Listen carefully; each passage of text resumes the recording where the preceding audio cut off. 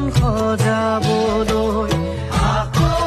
প্ৰাণৰ জুবিন আহা